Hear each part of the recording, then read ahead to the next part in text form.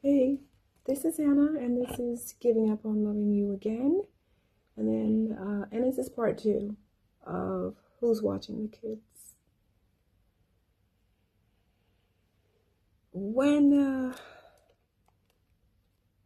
First, do watch that first video, the part one. Okay, do check that out.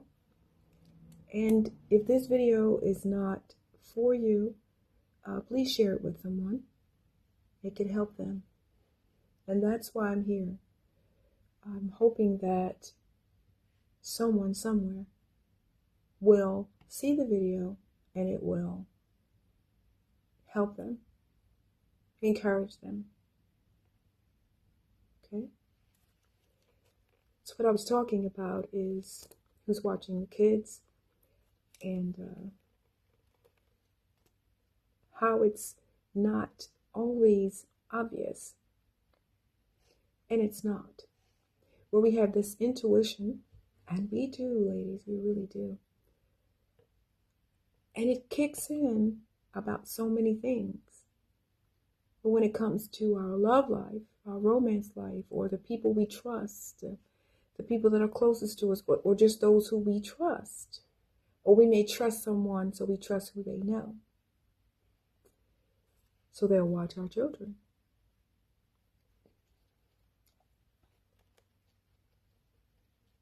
There are red flags. There are things to look into. I mean, when me and my brother were growing up,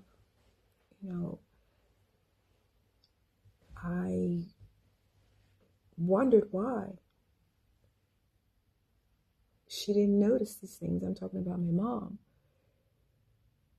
Because there's behaviors, according to professionals, there are behaviors, there are changes, there are attitude changes, there are different things going on.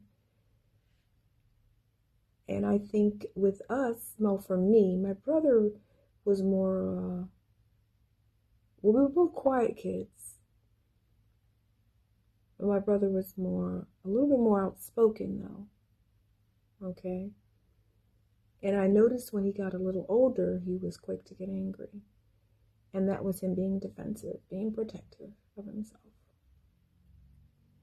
I was quiet. I didn't do too much talking. I stayed to myself a lot. And I guess, and that was the side effects of the abuse that we suffered as small children.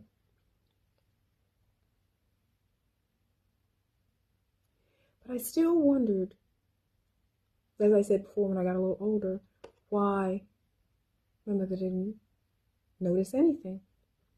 Our intuition it's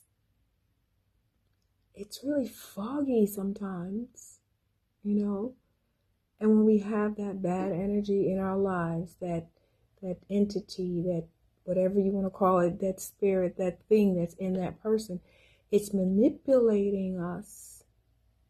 It's manipulating us. You know how many people befriend you, because they want to get to your children or your child? I heard about this. Well, there was this guy, I heard about this thing that happened. And because the girl told me that he was involved with her, they were in a relationship, and she felt things, that they were going good. And then she found out that he was inappropriately spending time with her daughter. And that blew up, and it, whatever, I don't want to talk too much about that, but I didn't really know her that well like that. It was just, she had to get it off her chest, and she was an acquaintance, and she wanted to tell somebody, so she talked to me about it. And it was shocking to her. She was devastated. She loved him, and she thought he loved her.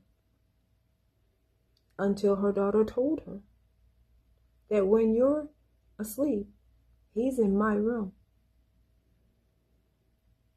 He comes in my room. She told her mother, every night he's in my room.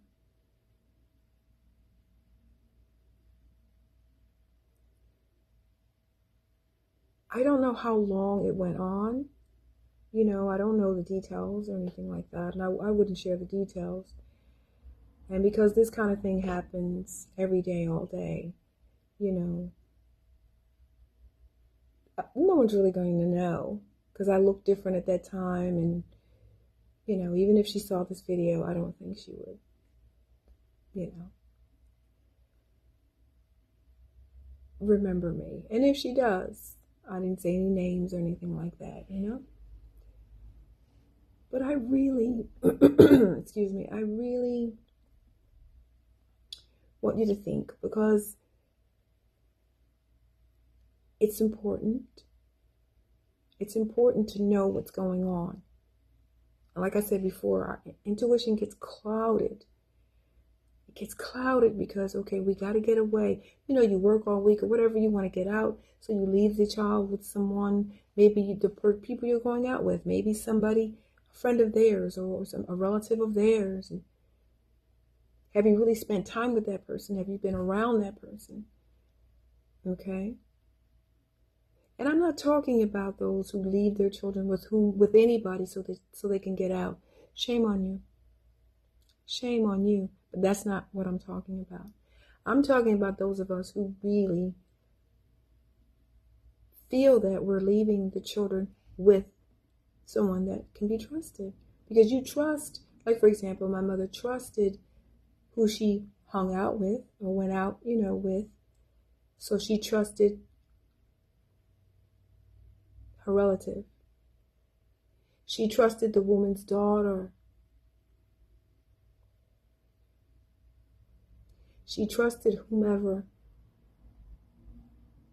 She trusted the old gentleman, the old man that lived in the building.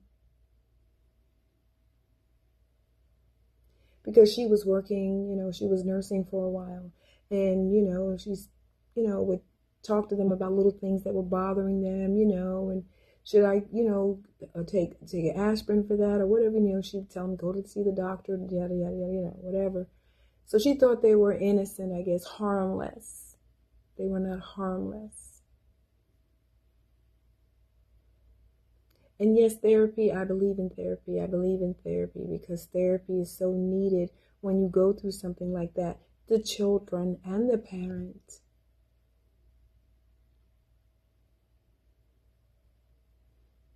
And I'm not saying it doesn't happen to couples. Because in my first video, I said that I believe it happens more with single moms because they're a predator. So it's convenient for them. Oh, there's no man around. Okay, then I can move in. But they finesse you. They really finesse you. I mean, when the woman had told me about what happened to her daughter, she's like, he, you know, flowers, and he was just so, excuse me, he was so attentive, so complimentary, you know, just so loving, so kind, such a good boyfriend.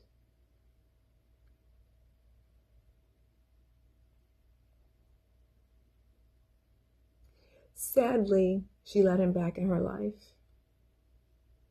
Sadly. Sadly. And that happens every day. There are people who have been abused and by their own father, and the mom let him back in the house or never put him out. There are men abusing their granddaughters, their grandsons, and the mom trying to hold on, or she doesn't, you know, because she doesn't want to, you know, for many reasons. One of the reasons, she doesn't want anybody to know that, oh no, her and her husband, they can't break up. I can't have a failed marriage. Do you know what a failed marriage is? failed. Things can be bad and you can be together. Now, I'm not talking about having affairs with other women. A lot of people accept that, or they forgive their husbands and let them stay with them or take them back. I don't know if I could do that. Teach their own, right? When it comes to your babies, when it comes to your children,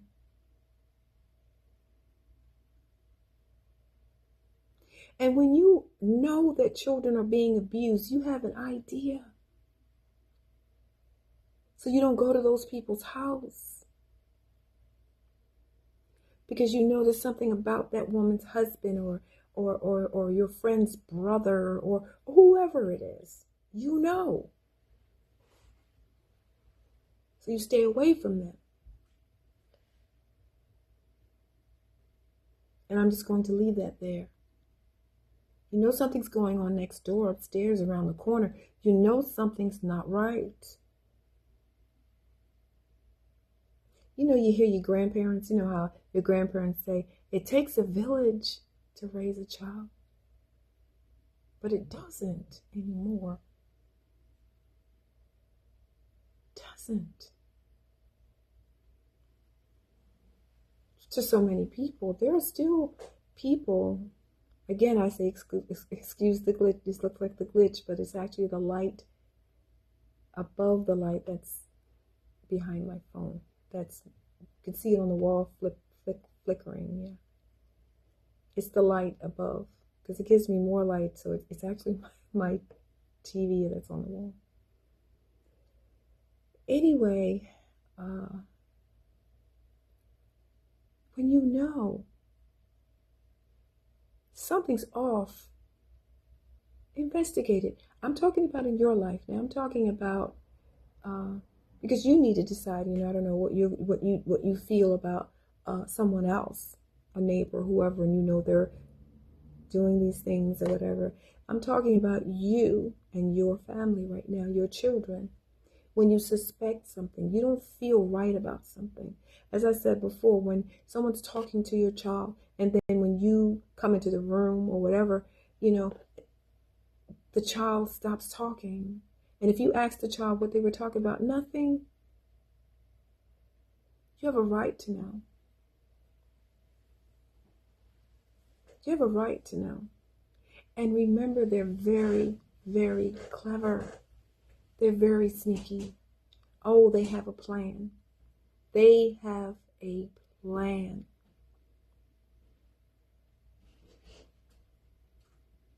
They have a plan. And they will seduce you. They will groom the child, giving them gifts.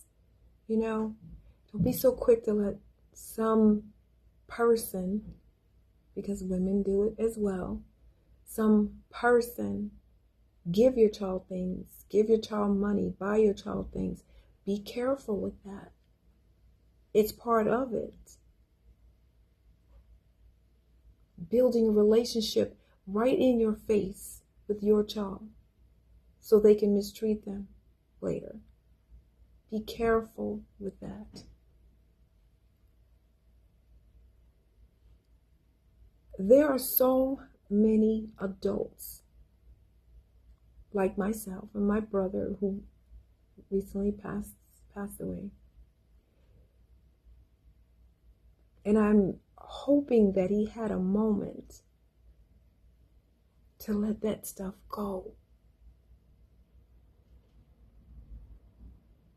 I hope he had a moment to let it all go.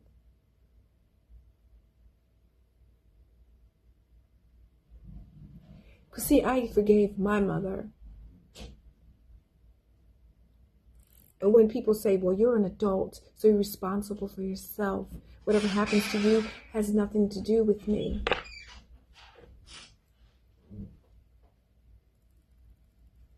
It does, though. Because you are forming a way of thinking and a way of doing things in your child. Oh, stop making excuses. Go on with your life. I did. People move on. Da da da da da. It doesn't work like that for everybody. There are people that are going to be in therapy all their lives. I remember forgiving my mother. I was having a phone conversation with her one day, and I said it because that was the time I felt it. And I said, I forgive you. She said, for what? I said, for the things that happened to us, my brother and I, as children.